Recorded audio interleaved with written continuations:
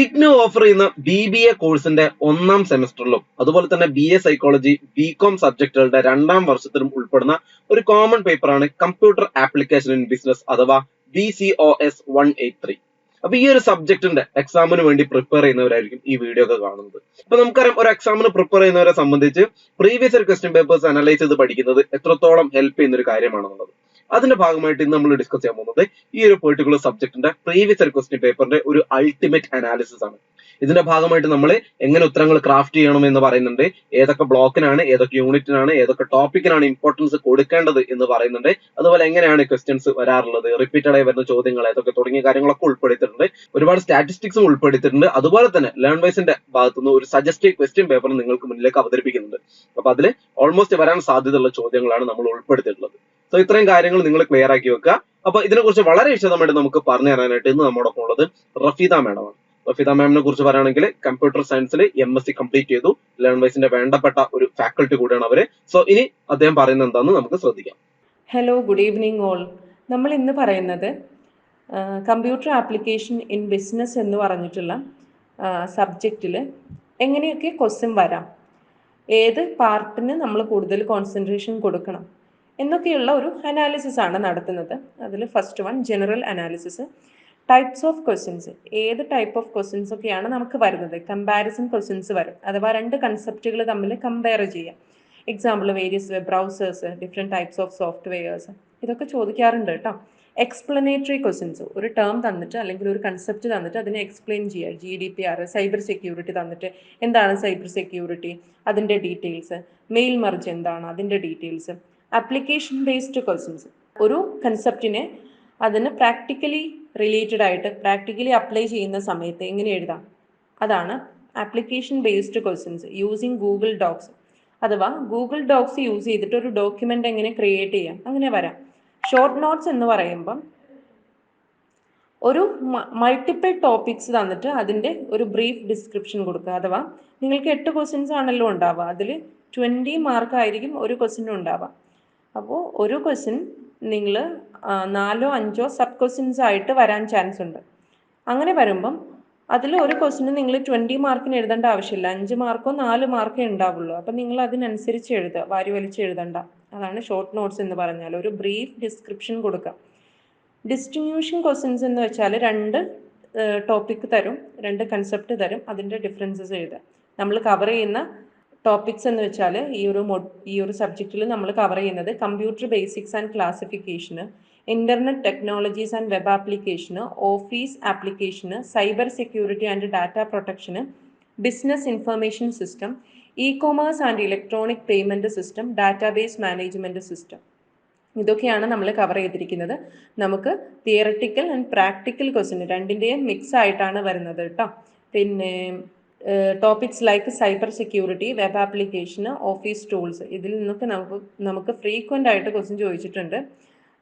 Office tools എന്ന് പറയുമ്പം word, Excel, power point, ഇതിലൊക്കെ ചില ടൂൾസുകൾ എങ്ങനെയാണ് നമ്മൾ പിക്ചർ ആഡ് ചെയ്യുക, ഗ്രാഫ്, പിന്നെ മെയിൽ മറിച്ച്, എങ്ങനെ അതിലുള്ള ഓരോരോ ടൂൾസും അതെല്ലാം ഞാൻ ചാപ്റ്റർ എടുക്കുന്ന സമയത്ത് പറഞ്ഞു തന്നിട്ടുണ്ടായിരുന്നു, ഏത് ടൂൾസൊക്കെയാണ് ഇമ്പോർട്ടൻ്റ് എന്നുള്ളത് കേട്ടോ. ഓക്കെ, ദെൻ കമ്പയർ ചെയ്യുന്ന ക്വസ്റ്റ്യൻസ് വരും, പിന്നെ ഡിസ്റ്റിങ്വിഷ് ചെയ്യുന്ന ക്വസ്റ്റ്യൻസ് വരും, ഇങ്ങനെയുള്ള ക്വസ്റ്റ്യൻസൊക്കെ വരാം.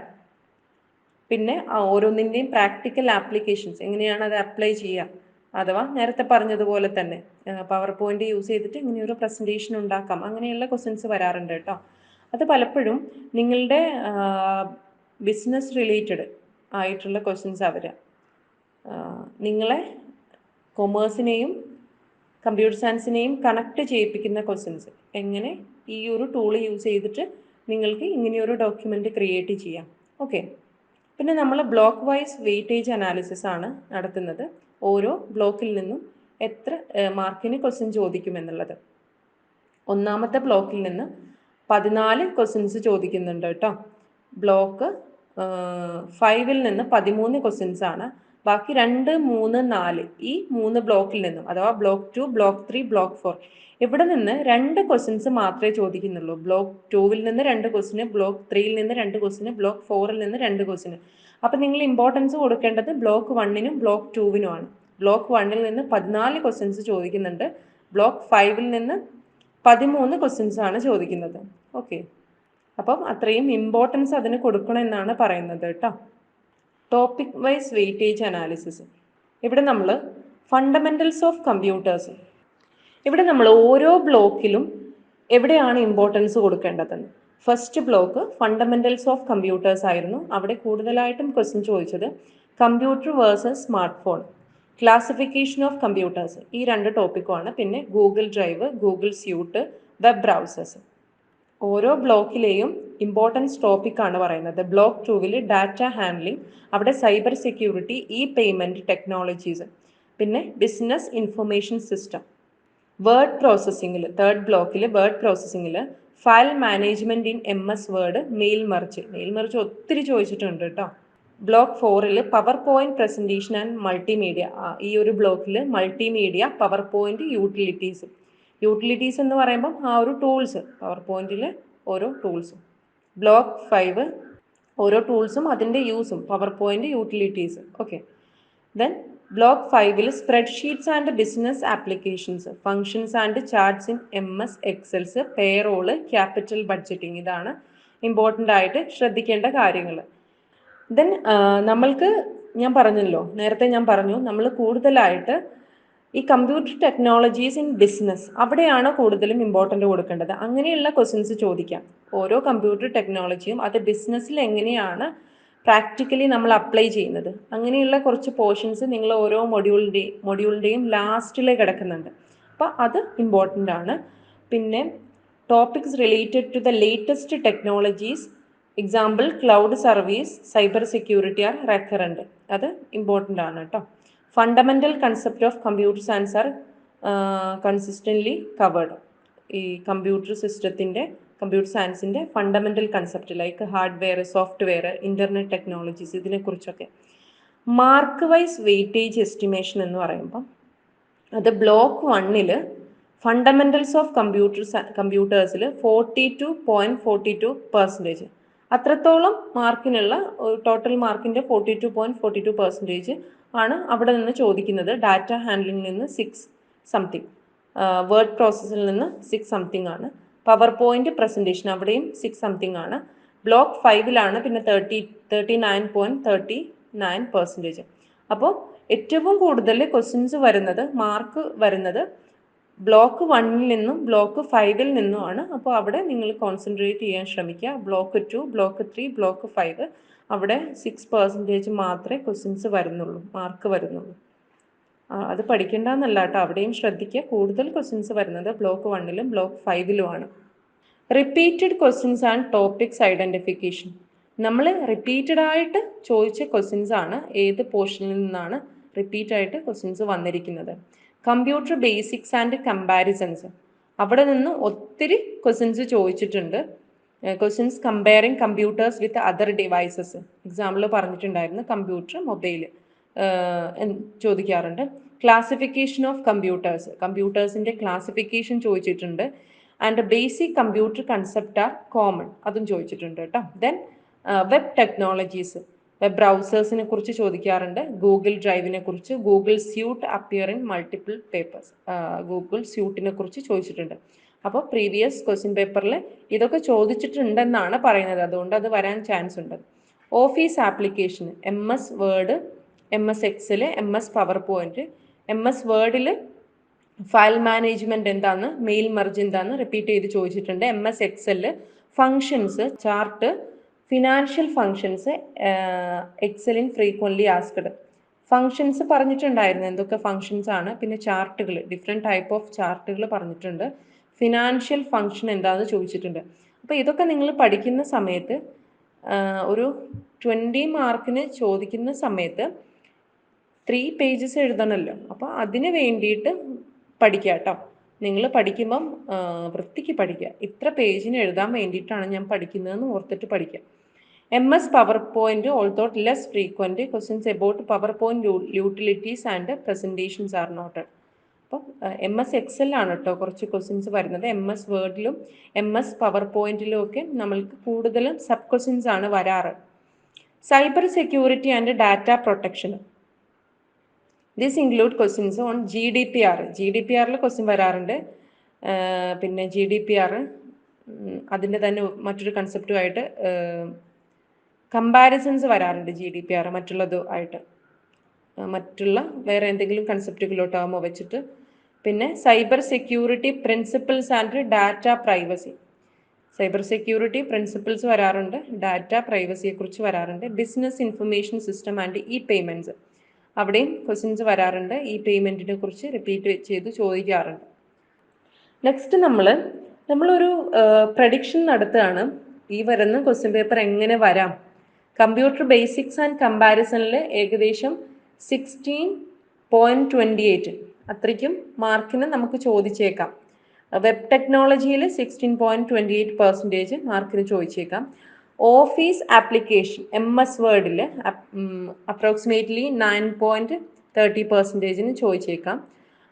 ഓഫീസ് ആപ്ലിക്കേഷൻ MS Excelൽ 30.23% ചോദിച്ചേക്കാം. അപ്പം MS Excelന് ഇമ്പോർട്ടൻ്റ് കൊടുക്കണേ. പിന്നെ കമ്പ്യൂട്ടർ ബേസിക്സ് ആൻഡ് കമ്പാരിസണിന് ഇമ്പോർട്ടൻ്റ് കൊടുക്കണം. വെബ് ടെക്നോളജീസിന് ഇമ്പോർട്ടൻ്റ് കൊടുക്കണം. പിന്നെ ഓഫീസ് ആപ്ലിക്കേഷൻ MS പവർ പോയിന്റിൽ 9.30% ആണ്. Cyber security and data protection അവിടെ 9.30% ആണ്. Business information system and payment approximately 9.30% ആണ്. ഓക്കെ, അത്രയും ക്വസ്റ്റ്യൻസ്, അത്രയും മാർക്കുകൾ, ടോട്ടൽ മാർക്കിൽ നിന്ന് അത്രയും മാർക്ക് ആ ഒരു പോർഷനിൽ നിന്ന് ചോദിക്കാം. ഓക്കെ, നമുക്ക് ഇവിടെ നിന്ന് കാണാൻ പറ്റുന്നത് MS Excelന് ഏറ്റവും കൂടുതൽ പ്രോബബിലിറ്റി ഉണ്ട്. അപ്പോൾ സ്ട്രോങ് ഫോക്കസ് നമ്മൾ എവിടെ കൊടുക്കണം? സ്പ്രെഡ്ഷീറ്റ് ആപ്ലിക്കേഷനിൽ കൊടുക്കണം കേട്ടോ. Computer basics and web technologies also hold significant probabilities indicating their continued importance. അഥവാ കമ്പ്യൂട്ടർ ബേസിക്സ് ആൻഡ് വെബ് ടെക്നോളജിയിൽ നമ്മൾ കൂടുതലായിട്ട് ഇമ്പോർട്ടൻ്റ് കൊടുക്കണം. Topics related to word processing, PowerPoint, cyber security and payment, അവിടെ നിന്നൊക്കെ നമുക്ക് ലോവർ പ്രയോറിറ്റി ആണുള്ളത്. Payment പഠിക്കണം കേട്ടോ, സൈബർ സെക്യൂരിറ്റിയും പഠിക്കണേ. ഈ പവർ പോയിന്റിൽ നിന്നും വേർഡ് പ്രോസസ്സിങ്ങിൽ നിന്നൊക്കെ നമ്മൾ ഓരോരോ ടൂൾ വെച്ചിട്ട് അത് 5 മാർക്കിന് ചോദിച്ചാൽ എങ്ങനെ എഴുതാം എന്ന് വെച്ചിട്ട് പഠിക്കാം കേട്ടോ. പിന്നെ മെയിൽ മർജ് 20 മാർക്കിന് ചോദിച്ചിട്ടുണ്ട് ഒരു പ്രാവശ്യം, അത് നന്നായിട്ടൊന്ന് പഠിക്കാം. ചിലപ്പം നിങ്ങൾക്ക് ഒരു പോയിന്റ് നോക്കിയാൽ മതിയാകും, വാരി വലിച്ച് എഴുതാൻ പറ്റും അല്ലേ? കാരണം നിങ്ങൾ ഓൾറെഡി യൂസ് ചെയ്യുന്നതാണ് പവർ പോയിന്റ് ഒക്കെ. അപ്പോൾ അങ്ങനെയുള്ള നോട്ട്സുകൾ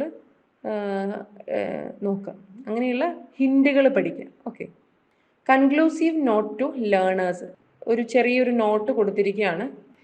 ഇവിടെ നമ്മൾ നേരത്തെ പറഞ്ഞു തന്നെ, റിപ്പീറ്റ് ചെയ്ത് പറഞ്ഞു തന്നെ, സ്പ്രെഡ്ഷീറ്റ് ആപ്ലിക്കേഷനിൽ കൂടുതലായിട്ട് ഇമ്പോർട്ടൻ്റ് കൊടുക്കുക. അവിടെ ഫോർമുലാസ് ചോദിച്ചിട്ടുണ്ട്, MS Excel ഫങ്ഷനാലിറ്റി ചോദിക്കാറുണ്ട്, ചാർട്ട്, ഫിനാൻഷ്യൽ കാൽക്കുലേഷൻസ് അത് ചോദിക്കാറുണ്ട്.